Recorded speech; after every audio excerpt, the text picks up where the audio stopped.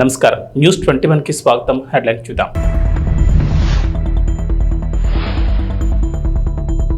Drugs పై AP Telangana ఉమ్మడి పోరు. రేవంత్ చంద్రబాబు భేటీలో కీలక నిర్ణయం.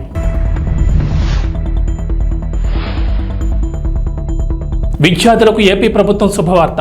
పాఠశాల విద్యార్థులకు కాస్మెటిక్ వస్తువులను నేరుగా ఇవ్వాలని ప్రాథమికంగా నిర్ణయం.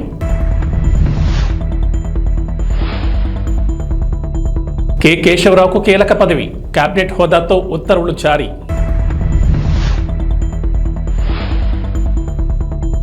వారాహి అమ్మవారి దీక్ష పూర్తి. మరో దీక్షలోకి పవన్ కళ్యాణ్.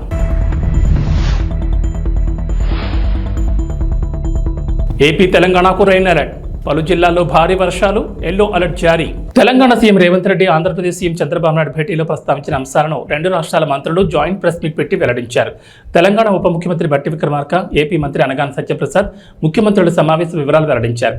ఉమ్మడి ఆంధ్రప్రదేశ్ విడిపోయి 10 ఏళ్లు పూర్తయినా విభజన సమస్యలు ఇప్పటికీ పరిష్కారం కాలేదని, వాటిపై ఈ సమావేశంలో చర్చించినట్లు బట్టి విక్రమార్క చెప్పారు.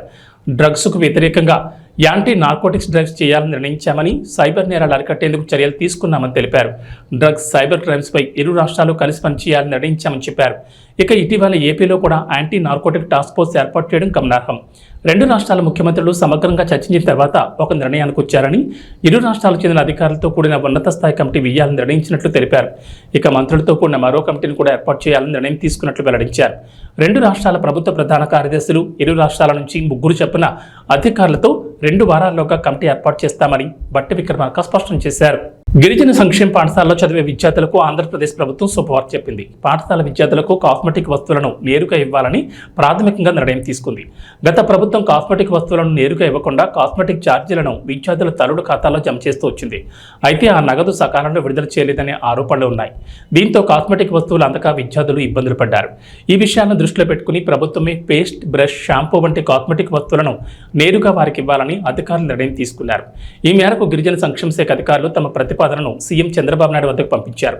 సీఎం చంద్రబాబు ఆమోదిస్తే ఈ నిర్ణయం అమల్లోకి రానుంది. మరోవైపు గిరిజన సంక్షేమ శాఖ ఆధ్వర్యంలో ఏపీ వ్యాప్తంగా 548 పాఠశాలలు నడుస్తున్నాయి. ఇందులో సుమారుగా 1.25 లక్షల మంది విద్యార్థులు చదువుతున్నారు. వీరందరికీ ప్రతి నెల కాస్మెటిక్ ఛార్జీల కోసం ₹1.5 కోటి ఖర్చు అవుతోందని అంచనా. అయితే గత వైసీపీ ప్రభుత్వం ఈ నిధులు విడుదల చేయకపోవడంతో సుమారుగా 10 కోట్లు బకాయిలు పడినట్లు తెలుస్తోంది. దీంతో గత ప్రభుత్వం మాదిరిగా కాకుండా కాస్మెటిక్ వస్తువులను నేరుగా ఇవ్వాలని అధికారులు నిర్ణయించారు. ఈ ఛార్జీలతో వస్తువులను కొని విద్యార్థులకు అందివ్వాలని ప్రాథమికంగా నిర్ణయం తీసుకున్నారు. ఇటీవల కాంగ్రెస్ పార్టీలో చేరిన తెలంగాణ సీనియర్ రాజకీయ నేత కె కేశవరావుకు రేవంత్ సర్కార్ కీలక పదవి కట్టబెట్టింది. తెలంగాణ ప్రభుత్వ సలహాదారుడిగా ఆయన నియమించారు. కేబినెట్ హోదాతో ఆయన్ను పబ్లిక్ అఫైర్స్ సలహాదారుడిగా నియమించారు. ఈ మేరకు ప్రభుత్వం నుంచి ఉత్తర్వులు జారీ అయ్యాయి. కేకేకు ఉన్న రాజకీయ పరిపాలనాపరమైన అనుభవాలను దృష్టిలో ఉంచుకుని ఆయన్ను సలహాదారుగా నియమించినట్లు తెలిసింది. కాగా కేకే గతంలో కాంగ్రెస్ పార్టీలో కొనసాగారు. తెలంగాణ రాష్ట్ర ఆవిర్భావానికి ముందు బీఆర్ఎస్ పార్టీలో చేరారు. ఆ తర్వాత ఆయన్ను కేసీఆర్ 2 సార్లు రాజ్యసభకు నామినేట్ చేశారు. తెలంగాణలో కాంగ్రెస్ అధికారంలోకి వచ్చిన తర్వాత తిరిగి సొంత గుట్టుకు వచ్చేందుకు సిద్ధమయ్యారు. ఈ మేరకు పార్లమెంట్ ఎన్నికలకు ముందే రేవంత్ రెడ్డితో చర్చలు జరిపారు. అనంతరం 4 రోజుల క్రితం బీఆర్ఎస్ పార్టీని వీడి ఏఐసీసీ అధ్యక్షుడు మల్లికార్జున ఖర్గే సమక్షంలో కాంగ్రెస్ కండువా కప్పుకున్నారు. బీఆర్ఎస్ పార్టీ ద్వారా తనకు వచ్చిన రాజ్యసభ పదవికి కూడా కేకి రాజీనామా చేశారు. AP deputy CM Pawan Kalyan చేపట్టిన వారాహి దీక్ష ముగిసింది. 11 రోజుల పాటు ఈ దీక్ష నిర్వహించిన పవన్ కళ్యాణ్ శుక్రవారంతో ముగించారు. సమాజ క్షేమాన్ని, దేశ సౌభాగ్యాన్ని కాంక్షిస్తూ పవన్ కళ్యాణ్ చేపట్టిన వారాహి ఏకాదశ దిన దీక్ష వారాహి అమ్మవారి ఆరాధన, కలశోద్వాసన క్రతువుతో పరిసమాప్తమైందని జనసేన తెలిపింది. మరోవైపు దీక్ష ముగింపు సందర్భంగా వేద పండితుల మంత్రోచ్చారణల నడుమ వారాహి మాతకు పవన్ ప్రత్యేక పూజలు నిర్వహించారు. అనంతరం ఏకహారతి, ద్విహారతి, త్రిహారతి, చతుర్థ, పంచ, నక్షత్ర హారతలు సమర్పించారు. అనంతరం కుంభహారతితో వారాహి దీక్ష సంపూర్ణమైంది. మరోవైపు వారాహి దీక్ష పూర్తయిన నేపథ్యంలో పవన్ కళ్యాణ్ మరో దీక్ష చేయనున్నారు. పవన్ చాతుర్మాస దీక్ష చేయనున్నారు. గృహస్థాచార రీతిలో ఈ దీక్ష చేస్తారన్న జనసేన అధికార కార్యకలాపాలను కొనసాగిస్తూనే శుభతిథుల్లో మాత్రం దీక్షా వస్త్రాలు ధరిస్తారని ప్రకటనలో తెలిపారు. దీక్షాకాలంలో పరిమిత సాత్విక ఆహారం మాత్రమే స్వీకరిస్తారని పేర్కొన్నారు. ఆంధ్రప్రదేశ్లో జూలై 8వ తేదీ నుంచి ఉచిత ఇసుక విధానం అమల్లోకి రానుంది. ఇప్పటికే ముఖ్యమంత్రి నారా చంద్రబాబు నాయుడు ఆదేశాలతో అధికారులు ఈ ఉచిత ఇసుక విధానానికి సంబంధించిన కార్యాచరణను సిద్ధం చేశారు. ముందుగా రాష్ట్రంలో అన్ని జిల్లాల నిల్వ కేంద్రాల్లో ఉన్న ఇసుక డంపుల నుంచి ఇసుకను అందించనున్నారు. అయితే ప్రభుత్వం ₹1 కూడా తీసుకోకుండా ఉచితంగా ఇసుకను అందించాలని నిర్ణయించింది. అయితే ప్రజల నుంచి కేవలం ఇసుక తవ్వకాల ఖర్చు, సేనరేజ్ మాత్రమే వసూలు చేయాలని నిర్ణయం తీసుకుంది. ఉచిత ఇసుక విధానం తీసుకువచ్చిన నేపథ్యంలో అక్రమ తవ్వకాలు, అక్రమ రవాణా జరగకుండా అధికారులతో పటిష్ట నిఘా ఏర్పాటు చేయనున్నారు. దగ్గరలో ఉన్న వాగులు వంకల నుంచి స్థానికులు ఎడ్ల బండలు ఇసుకను తెచ్చుకునేందుకు అవకాశం కల్పించారు. ఈ మేరకు ఉచిత ఇసుక విధానానికి సంబంధించి సీఎస్ నీరబ్ కుమార్ ప్రసాద్ శనివారం అన్ని జిల్లాల కలెక్టర్లకు మార్గదర్శకాలు వివరించారు. ఇప్పటి వరకు ఉన్న కాంట్రాక్టర్లు జీసీకేసీ ప్రతిమ ఇన్ఫ్రా పక్కకు తప్పుకున్నట్లు సీఎస్ తెలిపారు. ఈ క్రమంలోనే ఇసుక నిల్వలను స్థానిక కలెక్టర్లు స్వాధీనం చేసుకోవాలని సూచించారు. మరోవైపు ఇప్పటికే రాష్ట్రమంతటా 43 లక్షల టన్నుల ఇసుక నిల్వలు ఉన్నట్లు గనుల శాఖ అధికారులు లెక్కించారు. సోమవారం నుంచి ఈ నిల్వలను ప్రజలకు అందించనున్నారు. రాబోయే 3 నెలలకు 88 లక్షల టన్నుల ఇసుక అవసరం ఉంటుందని గుర్తించారు. సంవత్సరానికి 3.20 కోట్ల టన్నుల ఇసుకకు డిమాండ్ ఉంటుందని అంచనా వేశారు. హైదరాబాద్లోని ప్రజాభవన్ వేదికగా జరిగిన తెలంగాణ ముఖ్యమంత్రి రేవంత్ రెడ్డి, ఆంధ్రప్రదేశ్ ముఖ్యమంత్రి నారా చంద్రబాబు నాయుడు భేటీ నిన్న ముగిసింది. 1:45 నిమిషాల పాటు జరిగిన ఈ భేటీలో వివిధ అంశాలతో పాటు 2 రాష్ట్రాలకు సంబంధించిన కీలక విషయాలపై సుదీర్ఘంగా చర్చించారు. ఈ క్రమంలోనే 2 రాష్ట్రాలకు సంబంధించి మరిన్ని అంశాలపై చర్చించేందుకు కమిటీలు ఏర్పాటు చేయాలని సూత్రప్రాయంగా అంగీకారం తెలిపారు. ఈ 2 కమిటీల్లో ఒకటి మంత్రులతో కూడిన కమిటీ, మరొకటి అధికారులతో ఏర్పాటు చేయాలని ఇద్దరు ముఖ్యమంత్రులు నిర్ణయించారు. మంత్రులతో కూడిన కమిటీలో తెలంగాణ నుంచి పొన్నం ప్రభాకర్, దుద్దిళ్ల శ్రీధర్ బాబు ఉండే అవకాశాలున్నట్లు తెలుస్తోంది. విభజన చట్టంలో ఉన్న సమస్యలను పరిష్కరించుకునేందుకు ఇది తొలి భేటీ అని, తర్వాత మరిన్ని సమావేశాలు నిర్వహించాలని ఇద్దరు ముఖ్యమంత్రులు నిర్ణయించినట్లు సమాచారం. మరీ ముఖ్యంగా విభజన చట్టంలోని షెడ్యూల్ 9, 10లో ఉన్న అంశాలపై చర్చించినట్లు తెలుస్తోంది. ఇరు రాష్ట్రాల సీఎంల మధ్య జరిగిన చర్చల వివరాలు తెలిపిన మంత్రి అనగాని సత్యప్రసాద్, విభజన సమస్యలపై ఉన్నత స్థాయి అధికారులతో ఒక కమిటీతో పాటుగా అధికారుల కమిటీ పరిష్కరించలేని సమస్యలపై మంత్రులతో కమిటీ వేయాలని ఇరు రాష్ట్రాలు నిర్ణయం తీసుకున్నట్లు చెప్పారు. విభజన సమస్యలు ఒక్కటే కాకుండా గత 5 ఏళ్లు పట్టి పీడించిన డ్రగ్స్, గంజాయి, సైబర్ క్రైమ్స్పై కూడా భేటీలో చర్చ జరిగింది. డ్రగ్స్, సైబర్ క్రైమ్స్ నియంత్రణకు 2 రాష్ట్రాలు కలిసి పనిచేయాలని, 2 రాష్ట్రాల ఏడీజీ స్థాయి అధికారులతో డ్రైవ్ నిర్వహించాలని 2 ప్రభుత్వాలు నిర్ణయం తీసుకున్నాయి. పనిచేస్తారు కాబట్టి ఒక ప్రోయాక్టివ్ వేగా లెటర్ పంపించడం, దాన్ని ఇక్కడ గౌరవ ముఖ్యమంత్రి గారు కేబినెట్లో చర్చించి సానుకూలంగా స్పందించి ఈరోజు ఈ సమావేశం ఏర్పాటు చేయటం, సమావేశంలో అన్నీ కూడా కులంకుశంగా చర్చించి అందరు అడ్వైజులు తీసుకుని ఎవరైతే మంత్రివర్యులు ఉన్నారో అలాగే అధికారులు ఎవరైతే ఉన్నారో అందరి కూడా సలహాలు సూచనలు తీసుకుని డిస్కస్ చేసి ఇవన్నీ కూడా, ఎందుకంటే మీ అందరికీ తెలుసు తెలంగాణ ఒక ఉద్యమంతో, ఒక నిధులు విధులు కేటాయింపులతో ఏర్పాటైంది, అంటే దాని మీద ఉద్యమం చేసి ఏర్పాటైంది. అలాగే ఆంధ్రప్రదేశ్ అభివృద్ధి, వారి యొక్క సెంటిమెంట్లు కూడా చాలా పరిణామం తీసుకుని ఎవరు యొక్క మనోభావాలు దెబ్బతినకూడదు,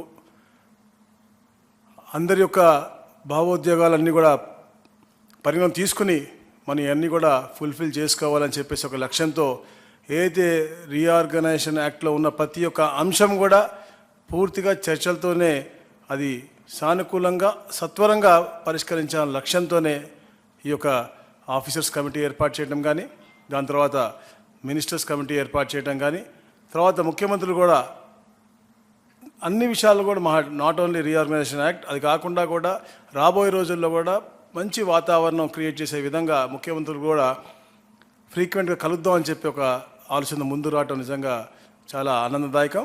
అలాగే మరి ముఖ్యంగా ఎలా అయితే గౌరవనీయులు బట్టి విక్రమార్క చెప్పారో, తెలంగాణ రాష్ట్రం ఏర్పడిన తర్వాత డ్రగ్స్ ఫ్రీ స్టేట్గా చేయాలని చెప్పేసి తపనతో పనిచేస్తూ ఉన్నారు. దాని మీద కూడా సుదీర్ఘంగా చర్చించి ఏదైతే అక్కడ ప్రభుత్వం ఏర్పడిన తర్వాత ఒక సబ్ కమిటీ మేము వేసుకోవడం జరిగింది 6 మంత్రులతో. ఎందుకంటే అక్కడ మా దగ్గర కూడా స్కూల్ బ్యాగుల్లో, అంటే 8th క్లాస్ చదువుకునే స్కూల్ బ్యాగుల్లో కూడా మనకి గంజాయి దొరికే పరిస్థితి మాకు అక్కడ రాష్ట్రంలో ఉంది. కాబట్టి ఎడ్యుకేషన్ మినిస్టర్ కానీ, గౌరవ హోమ్ మినిస్టర్ కానీ, అలాగే ట్రైబల్ వెల్ఫేర్ మినిస్టర్ కానీ, ట్రాన్స్పోర్ట్ మినిస్టర్ అందరూ కూడా వేసుకుని మేము సబ్ కమిటీ ఏర్పాటు చేయడం, వారి మీటింగ్ కూడా జరగడం జరిగింది. సో అక్కడ ఉన్నటువంటి ఈ యొక్క డ్రగ్ కల్చర్ని ఇక్కడ ఉన్నటువంటి డ్రగ్ కల్చర్కి లింక్ ఉంది. ఎందుకంటే అక్కడ ఉత్పత్తి అయ్యి ఇక్కడికి ఎక్కువగా వస్తుందని చెప్పేసి ఇక్కడ ముఖ్యమంత్రి గారు చాలా కన్సర్న్గా ఉన్నారు. కాబట్టి ఒక జాయింట్గా ఒక ఇద్దరు అధికారులు అడిషనల్ డీజీపీ పత్తికొండలో శాంతినికేతన్ ట్యుటోరియల్లో డాక్టర్ శ్యాంప్రసాద్ ముఖర్జీ జయంతిని బీజేపీ పత్తికొండ మండల అధ్యక్షులు కొత్తపల్లి శంకరేచార్ ఆధ్వర్యంలో ఘనంగా నిర్వహించారు. ఈ సందర్భంగా BJP Kisan Morcha assembly incharge CC Ranganna, legal cell convener Bhaskar మాట్లాడుతూ శ్యాంప్రసాద్ ముఖర్జీ జూలై 6వ తేదీన కలకత్తాలో జన్మించారని, ఈయన కాషాయ బాహుబలని, జాతీయవాద నేతలలో ముఖ్యుడని మరియు 1921లో ఆంగ్లంలో పట్టాపుచ్చుకున్నారని, 1951లో జనసంఘ్ పార్టీ ఏర్పాటు చేశారని, అప్పట్లోని 3 లోక్సభ స్థానాలు గెలిచారని, ఒక లోక్సభ స్థానం నుంచి ఆయన గెలిచారని అన్నారు. కలకత్తా విశ్వవిద్యాలయానికి ఉపకులపతిగా, బెంగాల్ ఆర్థిక మంత్రిగా, భారతదేశానికి నెహ్రూ గవర్నమెంట్లో పరిశ్రమల మంత్రిగా దేశానికి ఎంతో సేవ చేశారన్నారు. గౌరవ సంపద రామప్రకాష్ ముఖర్జీ గారు మన భారతదేశంలో చాలా ముఖ్యమైన వ్యక్తి. కాశ్మీర్ని పోయినసారి వాళ్ళు కాంగ్రెస్ పార్టీ వాళ్ళు రెండుగా చీల్చారు. అది వద్దని భారతదేశంలో విలీనం కావాలని పోరాడిన చాలా ముఖ్యమైన వ్యక్తి. మా పార్టీలో చాలా కీలకమైన వ్యక్తి, ఘనుడు. అతనికి మా పార్టీ తరఫున మా పెద్దల తరఫున నివాళులు అర్పించుకుంటాం. ముఖర్జీ గారు ఈ యొక్క జయంతి సందర్భంగా ఈ యొక్క బీజేపీ నాయకులందరూ కలిసి ఆయనకు పూలమాల వేసి ఆయన సత్కరించడం జరిగింది. అందులో భాగంగా ఈయన 370 ఆర్టికల్ని అప్పట్లోనే కాంగ్రెస్ గవర్నమెంట్ అది విభజించడానికి ఆర్టికల్ని ఏర్పాటు చేసినప్పుడే ఈయన ఖండించి దానికోసం పోరాడి ఆయన ఆ యొక్క పోరాటంలోనే ఆయన అసూలు బాసినాడు.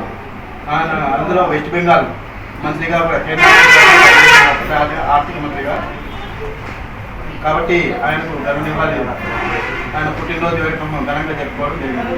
వైఎస్ఆర్సీపీ కార్యకర్త అజయ్ కుమార్ రెడ్డిని పరామర్శించారు. అనంతపురం కడప రిమ్స్ ఆసుపత్రి ప్రాంగణంలో మాజీ ముఖ్యమంత్రి వైఎస్ జగన్మోహన్ రెడ్డి. అనంతరం ఆయన మీడియాతో మాట్లాడారు. ఇక్కడ హాస్పిటల్లో ఒక యంగ్స్టర్ బహుశా 20-25 ఏళ్ళు ఉంటాయేమో తన పిల్లాడికి. ఆ 20 ఏళ్ల పిల్లాడిని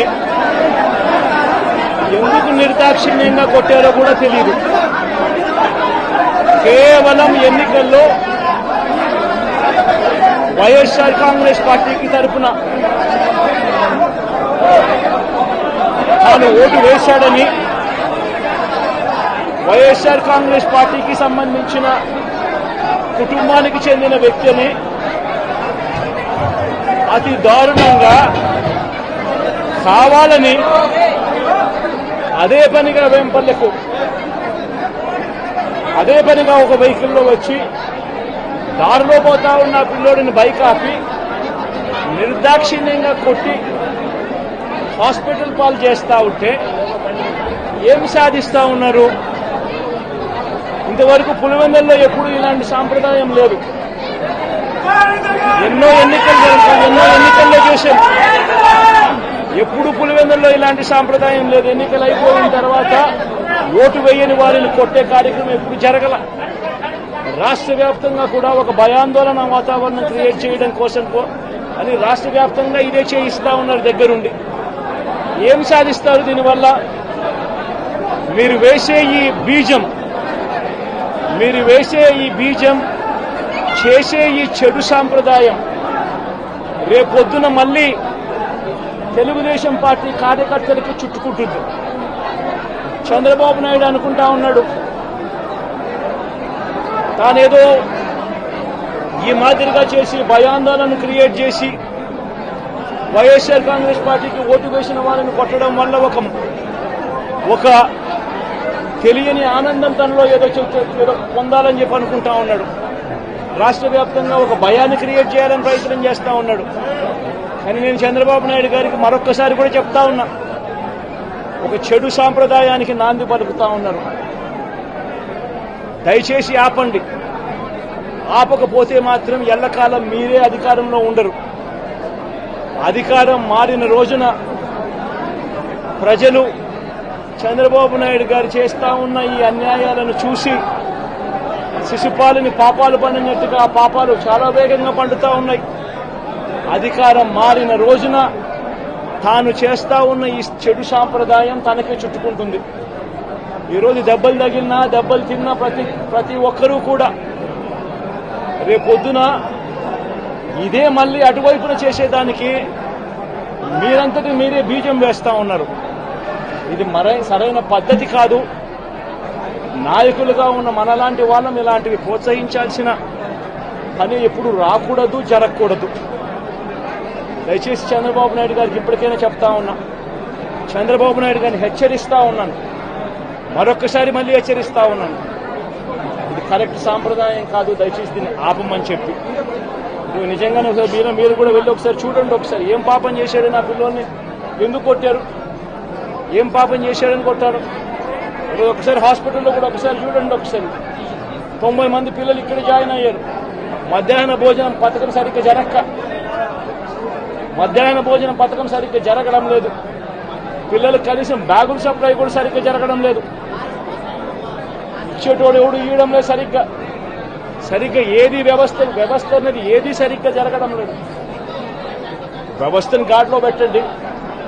మీరు ప్రజలు మిమ్మల్ని ఏదైతే ఓటు వేశారో ఒక కారణం చేత మీరు ప్రజలు 10% మంది ఓట్లు మాకు రావాల్సిన 10% మంది ఓట్లు మీకు వైపు డ్రిఫ్ట్ అయ్యాయి అని అంటే కేవలం మీరు చేసిన మోసపూరిత వాగ్దానాల వల్ల డ్రిఫ్ట్ అయ్యాయి. ప్రజలు మీ దగ్గర నుంచి ఎక్స్పెక్ట్ చేస్తూ ఉన్నారు. రైతులు అల్లాడిపోతూ ఉన్నారు, రైతు భరోసా అందక. పిల్లలు అల్లాడిపోతూ ఉన్నారు, పిల్లలు బడులు స్టార్ట్ అయ్యాయి కానీ తల్లులకు అమ్మఒడి కార్యక్రమం ద్వారా వస్తూ ఉన్నది రావడం లేదు. తల్లులు ఎదురుగా ఆశగా ఎదురు చూస్తూ ఉన్నారు. వాళ్ళని చూసుకోండి. అక్క చెల్లెమ్మలకి ఇస్తామన్నారు నెల 1,500 రూపాయలు, అది ఇచ్చే కార్యక్రమం చూసుకోండి. ఇంటింటికి ఉద్యోగం అన్నారు, ఉద్యోగం ఇవ్వకపోతే 3,000 రూపాయలు ప్రతి ఇంటికి నిరుద్యోగ వృత్తి అన్నారు. ఆ పిల్లలందరూ ఎదురు చూస్తూ ఉన్నారు. మీరు ఎప్పుడెప్పుడు ఇస్తారు 3,000 రూపాయలు నిరుద్యోగ వృత్తి అని, అది చూసుకోండి. ఇటువంటి ఏవి కూడా మంచి కార్యక్రమాలు ఏవి కూడా చేయకుండా రాష్ట్ర వ్యాప్తంగా భయాందోళన మాత్రమే క్రియేట్ చేసే దుర్బుద్ధిని చేసే దుశ్చర్యను ఆపండి అని మరొకసారి హెచ్చరిస్తూ చెప్తా ఉన్నాం. శిశుపాలను పాపాలు పండినట్టుగా వేగంగా జరుగుతూ ఉన్నాయి. తన పాపాలు పండడం అన్నది కూడా తను మర్చిపోదని సందర్భంగా మరొకసారి చెప్తా ఉన్నాం.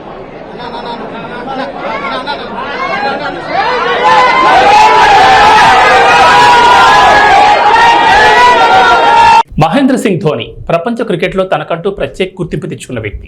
భారత క్రికెట్లో తనదైన ముద్ర వేసిన లెజెండ్. టీమిండియా క్రికెట్ గురించి చెప్పాలంటే ధోనికి ముందు, ధోనికి తర్వాత అంతలా భారత క్రికెట్పై అతను ప్రభావం చూపించాడు. అతడి రాక దేశంలో క్రికెట్కు కొత్త వెలుగును తీసుకొచ్చింది. టీమిండియాను ప్రపంచ క్రికెట్లో మేటి జట్టుగా నిలిపిన కెప్టెన్ ధోని యువ ఆటగాళ్లతోనూ మైదానంలో అద్భుతాలు సృష్టించడం అతని నైజం. సాధారణ బౌలర్లతో కూడా అసాధారణ ప్రదర్శన రాబట్టడం అతనికి అలవాటు. వాస్తవానికి ధోని గురించి మాట్లాడుకోవాలంటే ఎంతైనా మాట్లాడుకోవచ్చు, ఎంతైనా చెప్పుకోవచ్చు. మహేంద్ర సింగ్ ధోని 43వ పుట్టినరోజు సందర్భంగా పుట్టినరోజు శుభాకాంక్షలు. మెగా ఫ్యాన్స్ ఏ సినిమాకి లేనంతగా గేమ్ చేంజర్ కోసం ఎదురు చూస్తూనే ఉన్నారు. 2021 ఫిబ్రవరిలో అధికారికంగా మొదలైన ఈ సినిమా దాదాపు 3 ఏళ్లకు పైగా షూటింగ్ దశలోనే ఉంది. కానీ ఇప్పటి వరకు ఒక్క టీజర్ కానీ గ్లింప్స్ కానీ రిలీజ్ చేయలేదు. Ram Charan first look poster, జరగండి సాంగ్ తప్ప మూవీ టీం నుంచి ఇంకేం రాలేదు. అయినా కూడా గేమ్ చేంజర్ కోసం మెగా అభిమానులు ఆశగానే ఎదురు చూస్తూనే ఉన్నారు. ఖచ్చితంగా ఈ ఏడాది అయితే సినిమా రిలీజ్ అవుతుందని అనుకుంటున్న మెగా ఫ్యాన్స్కి డైరెక్టర్ శంకర్ ఇటీవల షాక్ ఇచ్చిన సంగతి తెలిసిందే. ఇంకా కొంత భాగం షూటింగ్ బ్యాలెన్స్ ఉందని, మరో 6 నెలల్లోపు రిలీజ్ చేసేందుకు ట్రై చేస్తామంటూ చెప్పుకొచ్చారు. అప్పటి నుంచి అభిమానులు గేమ్ చేంజర్ ఈ ఏడాది రావడం కష్టమైన డిసైడ్ అయిపోయారు. ఇలాంటి సమయంలో మూవీ గురించి ఓ గుడ్ న్యూస్ వచ్చింది. ఇక వాతావరణ విషయానికి వస్తే తెలంగాణలో వర్షాలపై హైదరాబాద్ వాతావరణ కేంద్ర అధికారులు అలర్ట్ ఇచ్చారు. నేడు రేపు రాష్ట్రంలో విస్తారంగా వర్షాలు కురుస్తాయని చెప్పారు. నైరుతి రుతుపవనాల ప్రభావంతో రాష్ట్రంలో విస్తారంగా వర్షాలు కురుస్తాయని వెల్లడించారు. పలు జిల్లాల్లో భారీ వర్షాలకు ఛాన్స్ ఉందన్నారు. ఇవాళ వికారాబాద్, సంగారెడ్డి, మెదక్, కామారెడ్డి, వనపర్తి, నిజామాబాద్, జగిత్యాల, సిరిసిల్ల, సిద్దిపేట, గద్వాల్, నారాయణపేట జిల్లాల్లో భారీ వర్షాలకు ఛాన్స్ ఉందన్నారు. ఈ మేరకు ఆయా జిల్లాలకు హైదరాబాద్ వాతావరణ కేంద్ర అధికారులు ఎల్లో అలర్ట్ జారీ చేశారు. అటు ఏపీలో వర్షాలు కురుస్తాయంటోంది వాతావరణ శాఖ. నైరుతి రుతుపవనాల సమయంలో రాష్ట్ర వ్యాప్తంగా ఎండలు మండిపోయాయి. వేడి వాతావరణంతో ప్రజలు ఇబ్బంది పడ్డారు. అయితే తూర్పు మధ్య బంగాళాఖాతంలో ఉపరితల ఆవర్తనం కొనసాగుతుండగా గుజరాత్, కర్ణాటక తీరాల వెంబడి ద్రోణి విస్తరించింది. ఈ ప్రభావంతో రాబోయే 3 రోజుల్లో ఉత్తర కోస్తాలోని కొన్ని జిల్లాల్లో భారీ వర్షాలు కురుస్తాయని వాతావరణ శాఖ అంచనా వేస్తోంది. రాయలసీమ, దక్షిణ కోస్తాలో కొన్ని ప్రాంతాల్లో తేలికపాటి నుంచి ఓ మోస్తరు వర్షాలు కురిసే అవకాశం ఉందంటున్నారు వాతావరణ శాఖ అధికారులు. ఇవి బులెటిన్ విశేషాలు. నమస్కారం.